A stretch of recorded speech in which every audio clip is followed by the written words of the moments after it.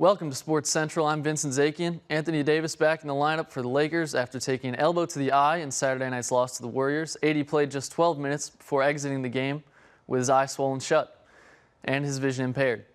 Lakers looking to get back in the win column against the Hawks, and they led this one wire to wire. The game didn't start so well for Austin Reeves as Jalen Johnson put him on a poster in the first possession of the game, but once the Lakers got a hold of things, there was no looking back. Another big night for D'Angelo Russell, who set the Lakers' single-season three-point record. He had 27 points and 10 assists. LeBron James tacked on another 25 and 10. AD hauled in 15 boards coming back from injury as the Lakers take it 136-105, now firmly in a play-in spot, sitting in 9th in the Western Conference. The Lakers are looking up at the Phoenix Suns, who lead them by 2.5 games. LeBron and the crew are back at Crypto Friday night to face the Philadelphia 76ers. Back to you guys.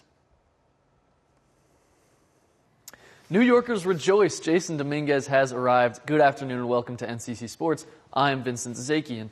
Well, the Yankees' bats had gone quiet last night until a furious sixth-inning rally gave them enough to take down the Kansas City Royals. The inning was capped off by 22-year-old Jason Dominguez, who delivered a 3-run double with 2 outs.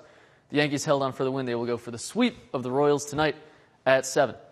And now from the Bronx over to Queens, the Mets have erased a 3-run deficit and are deadlocked with the Twins right now in extra innings. Our own Ben Price will have an update in our 4:30 show. Stay tuned for that.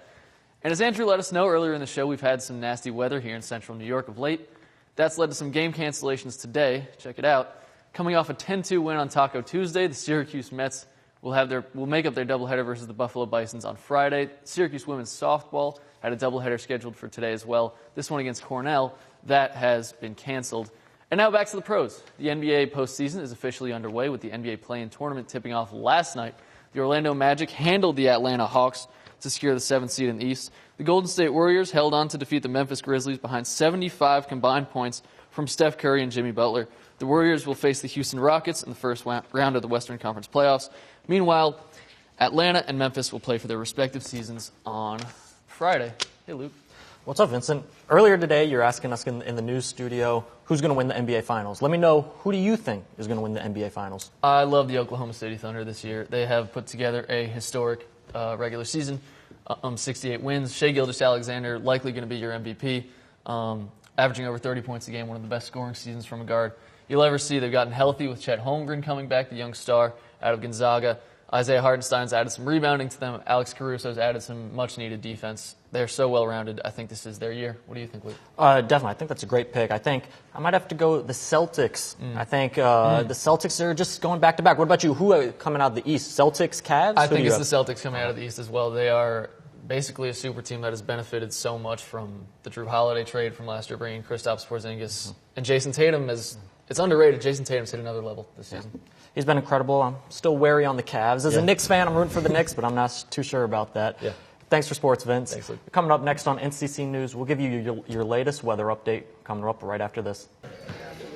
Thanks, guys. We got a matchup between two of the best teams in the G League's Western Conference tonight. 5 nights ago, these two teams met, and the South Bay Lakers came away with a huge win behind Damian Ball's 28-point performance. He was aided by his teammate, Bryce Hamilton, who also had 22 points in a scoring explosion for South Bay. On the other side, Sioux Falls, still a force to be reckoned with, the #1 seed in the Western Conference of the G League. Second in points, second in rebounds. And shout out to my guy Cole Swider from Syracuse. Back to you guys in the studio.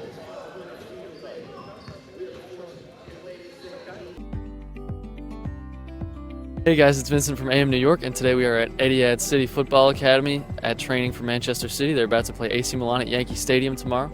We got to speak to star striker Erling Haaland and one of the best managers of all time, Pep Guardiola.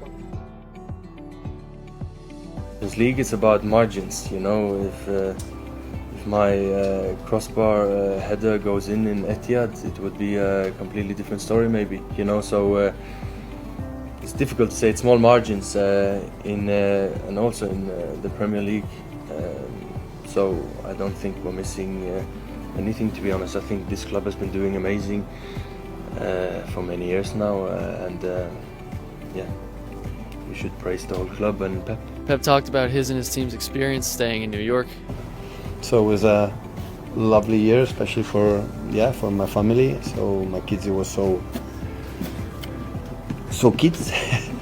So that's why I learn English, and And yeah, it was a really, really good experience. The City are on an American tour, and they have stopped in New York at the Etihad City Football Ground to partner with NYCFC. Hey guys, it's Vincent from AM New York, and today we are at day 2 of Fanatics Fest in the Tops Hobby Hall. We are talking to vendors who sell cards and memorabilia. Fanatics Fest has been amazing. I've been to many card shows and events like this. This is certainly one of a kind. I work for a shop called Bridgeport Hobby. We are in the south side of Chicago, 4 blocks from where the White Sox play. We're highest rated card shop in all of Illinois. I tell people in Japan that we're coming to New York for a card show, and they send me their best cards. So I just pretend they're mine. That's awesome. What separates like less valuable cards from more valuable cards in this? Well, rarity and the conditioning, some of the older ones.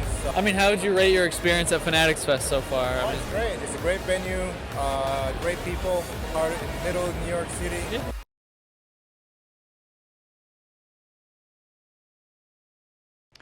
Thanks, Ben. The possibility of federal funding cuts has been looming over everybody in the country, especially those in the world of education, and citizens have been taking action against them. Mass protests in support of education and federal workers have broken out in the nation's capital and now in Syracuse as well.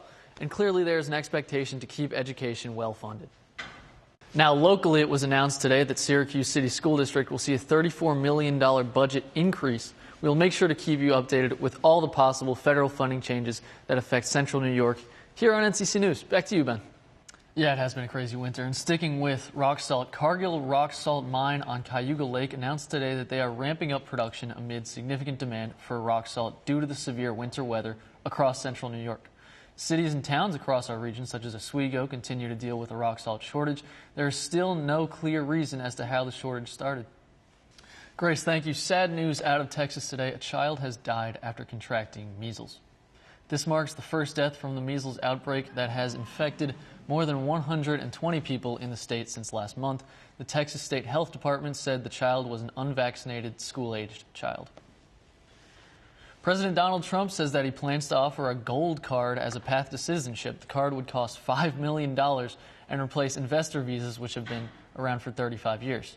Trump says the card will give people green card privileges plus. Tehran, thank you. Coming up next on NCC News, LeBron James is coming to Syracuse, but in an unorthodox way. Stay tuned to find out how.